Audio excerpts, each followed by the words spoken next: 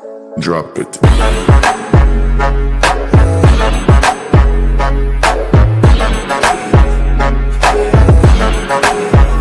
Hello everyone, welcome back.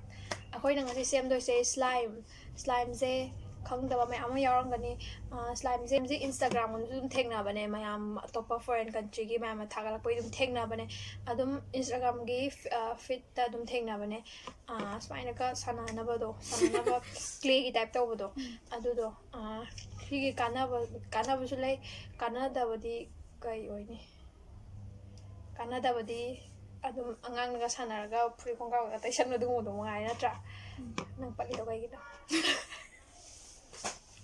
aduga kana badi yam lai gre adi akoi gi han sing na sana ba su yam kana angang gi su yam kana angang nga sana da kana isina akoi gi sense manga se asida kana ba piye aduga handa kana bana hanju kana gina aduna handa kana na koi gi mind stress ko malai ma tam da mind do relax tawbada adaidi sana ma tam da jam satisfying oi pot amane adaina tawbane ado let's make koi so ma sem ge ado glue je moina ha di PVA glue haye PVA glue season no haye do akoi di PVA glue ra adura di khangdre koi season do se premium synthetic glue pink aniga yellow amaga ado nga ko si tawdrikanda activator hana sem doi slime activator se warm water aduda borax stick aina spoon pro kita ina warm water 1 cup ne si se aina sida boil tawagi si ko tida hapane aduda borax oh kamjala me aina kuina thamagi 2 spoon 1 ako ay kot Allah aduga 2 si padana wala ni kuning eh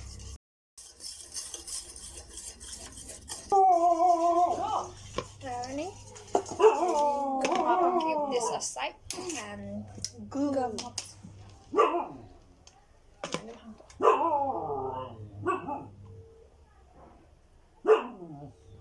Clear glue ne, clear. Matang yan biyo ay mi sim la kani ay mi am la nyam de aduni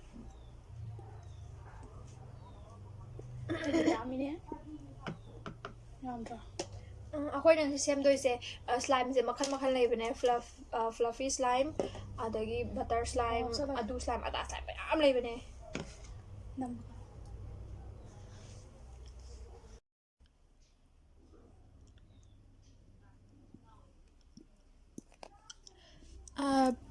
pinga yellow ga mix tawramnina like peachy color adaina orani slime se hai slime se makhan mayam lei he aina moi YouTube ta sum yam thagat pane moi season putting ge dai festival amora festive season da su makhan Christmas ki organa Christmas ki theme da semba adaidi atop daina dum tawbane aduga anu khangde summer gi theme autumn spring aduda mayam leibane moi gi se makhan moi di karbar oina chathai adi moigi tongan do shopping site amagumba semaga shopping site ama semaga mina ga dum leibado haina yam tangbani moigi do haina moidi elmer school haina glue PVA glue afa amna season bane adum ana matamda adu adai tawbane adai makhan leibane texture adai consistency makhan clear way clear slime semba ina mathan hapaje adu ngasi dum basic slime sema se ko aduda lotion hapani moidi lotion kai bakhan na mam hapane akhoi di face wash hapani face wash option ado moidi foaming hand soap hapane ado hand soap to lai tabena koina face wash khayam hapo adana half the one mana kan half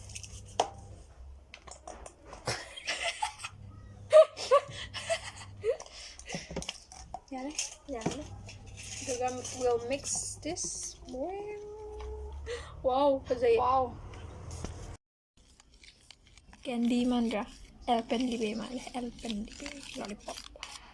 Alpenlibe lollipop. Manam da. Namushi ko. Face wash ki manam. Camera ko tang nanda malo. Kuda ta thodi. Nani. Lotion hapasina kaino tawbane yamna stretchy su ohead mane adu ho yam soft ohead mane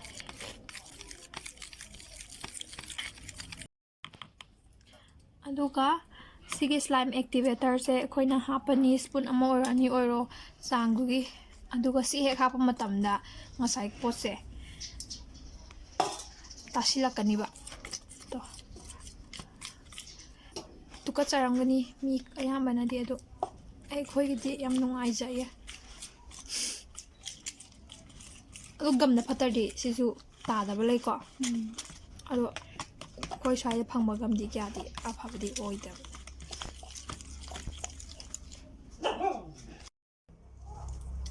we'll mix this well ꯇꯥꯁꯜꯂꯛꯏꯁꯦ ꯌꯦꯡꯉꯣ ꯇꯨꯀꯠꯆꯕ꯭ꯔꯥ ꯑꯩꯗꯤ ꯇꯨꯀꯠꯆꯗꯦ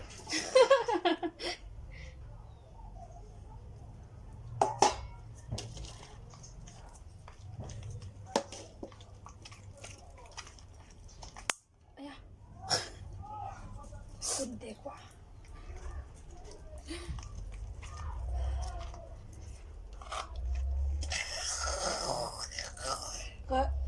Yeah, ni ba.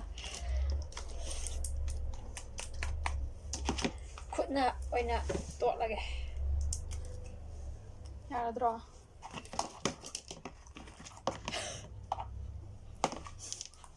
Yam tukasabra. ꯌꯦꯡꯕꯗꯗꯤ ꯌꯥꯝ ꯇꯨꯀꯠꯆꯕꯅꯦ ꯑꯗꯣ ꯄꯥꯏꯕꯗꯤ ꯌꯥꯝ ꯅꯨꯡꯉꯥꯏꯕꯅꯦ ꯑꯗꯣ ꯃꯄꯥꯟ ꯂꯝꯒꯤ ꯃꯣꯏꯒꯤꯗꯤ ꯐꯖꯅ ꯁꯥꯕꯗꯣ ꯒ꯭ꯂꯤꯇꯔ ꯑꯗꯨ ꯑꯗꯥ ꯃꯌꯥꯝ ꯍꯥꯞꯄꯗꯣ ꯑꯗꯨꯗꯤ ꯌꯥꯝ ꯐꯖꯕꯅꯦ ꯃꯊꯪꯒꯗꯤ ꯀ꯭ꯂꯤꯌꯔ ꯁ꯭ꯂꯥꯏꯝ ꯁꯥꯁꯤꯀꯣ ꯀ꯭ꯂꯤꯌꯔ ꯁ꯭ꯂꯥꯏꯝꯗꯨꯗꯤ Clear samda numit khara changmane. ꯑꯧ ꯅꯨꯃꯤꯠ ꯆꯪꯕꯅꯦ ꯑꯗꯣ ꯑꯗꯨꯝ ꯊꯥꯖꯜꯂꯛꯎ ꯄꯦꯟꯅ ꯑꯗꯣ ꯀꯩꯅꯣ ꯒ꯭ꯂꯤꯇꯔꯒꯨꯝꯕ ꯍꯥꯞꯄꯒ ꯌꯥꯝ ꯐꯖꯕꯅꯦ ꯀ꯭ꯂꯤꯌꯔ ꯁ꯭ꯂꯥꯏꯝꯗꯣ Si orange machu ta da ma. ꯄꯤꯆꯀꯤ ꯇꯥꯏꯞꯇ Nagi nail polish machu ta da ma le. ꯑꯧ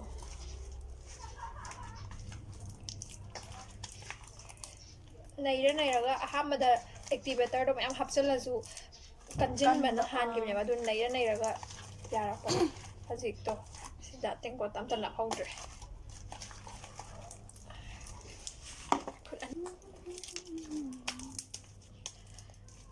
ꯁꯤꯗꯤ ꯐ꯭ꯂꯐꯤ ꯁ꯭ꯂꯥꯏꯝꯁꯨ ꯅꯠꯇꯦ ꯑꯃ ꯁ꯭ꯂꯥꯏꯝꯁꯨ ꯅꯠꯇꯦ ꯁꯤꯗꯤ ꯆꯨꯝꯅꯒꯤ ꯁꯨꯝ ꯕꯦꯁꯤꯛ ꯁ꯭ꯂꯥꯏꯝ ꯑꯉꯥꯡꯁꯤꯡ ꯌꯥꯝ ꯄꯥꯝꯅꯦ ꯁꯤꯁꯦ ꯑꯉꯥꯡꯁꯤꯡ ꯑꯩꯈꯣꯏ ꯁ꯭ꯋꯥꯏꯒꯤ ꯑꯉꯥꯡꯁꯤꯡꯅ ꯌꯨꯇ꯭ꯌꯨꯕꯇ ꯌꯥꯝ ꯌꯦꯡꯕꯅꯦ ꯑꯗꯨ ꯃꯣꯏꯗꯤ ꯁꯥ ꯍꯩꯇꯕꯒꯤ ꯀꯣꯜꯒꯦꯠꯅꯒ ꯊꯨꯝꯅꯒ ꯁꯔꯞꯅꯒ ꯇꯧꯕꯅꯦ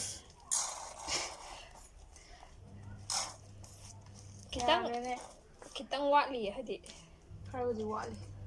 ꯐꯖꯕꯩ ꯑꯩꯈꯣꯏ ꯁ꯭ꯋꯥꯏ ꯒꯝꯅꯤꯅ ꯐꯠꯇꯕꯅꯦ ꯑꯗꯣ ꯃꯊꯪ ꯁꯦꯝꯕꯗꯗꯤ ꯐ꯭ꯂꯐꯤ ꯁ꯭ꯂꯥꯏꯝꯁꯤꯅ ꯀꯃꯥꯏꯅ ꯇꯧꯒꯦꯗ ꯁꯦꯚꯤꯡ ꯐꯣꯝꯗꯣ ꯌꯥꯝ ꯍꯥꯞꯄꯅꯦ Saving foam do leram dana.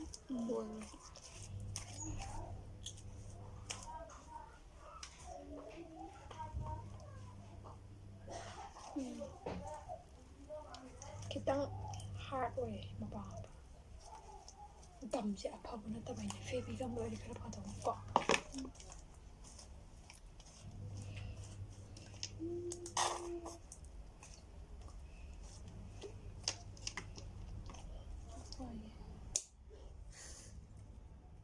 si pai base kai hani adum sanaraga kai hani ai kya pai nuai tinga si ko gam sina ni ko gam je Mathang ni gam. ꯐꯠꯇꯕ ꯒꯝꯅꯤ ꯐꯦꯕꯤ ꯒꯝꯗꯣ ꯑꯣꯏꯅ ꯇꯧꯔꯁꯦ ꯐꯦꯕꯤ ꯒꯝꯗꯨꯅ ꯈꯔ ꯅꯨꯡꯉꯥꯏ ꯑꯗꯩꯗꯤ ꯀꯩꯅꯣꯁꯨ ꯁꯦꯝꯕ ꯌꯥꯕꯅꯦ ꯀꯩꯕ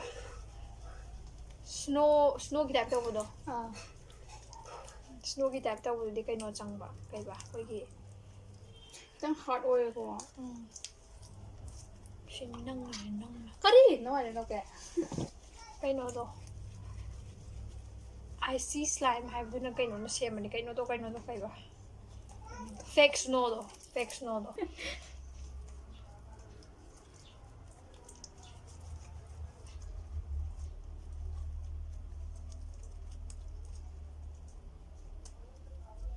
Machuze camera khara wow khatra asengmadi orange oiko pura orange te asisina febicam lamde premier synthetic glue sije kya phaba yaude aduna nungaite ado but anyway sije airtight container amada hapchilaga haposina hapo yare hapo aduka makhum chena khumjalaga like adum pungkhar leira matungda patharakani potse adukanda nungayane. Thanks for watching everyone. Aigi yam boring churu video bu yengbibai damakta loy hawi yengbibai damakta yamna thagachari. Thank you very much. koi saksen je boring am chu Aduga, alright, this is how we made slime. Aduga different nga ho yagiro. Different slime atopa slime makhan same su thagachar ke mamna interest labiragadi habiro. What kind of slime do you want me to make? Like fluffy slime or icy slime or kaino atopa ha aduga slime makhan ngam leibane ice cube slime kaina sponge maka hapsala kandaga slime bana tragana clear slime yam semninga clear slime do lai adu semba gen thaga trage next video do mayam atopa semaninga ga so habiro in the comment section. So yeah, that's it. Bye guys. Love you. Send me your location, let's focus on communication, cause I just need the time and place to come close. Send me your location, let's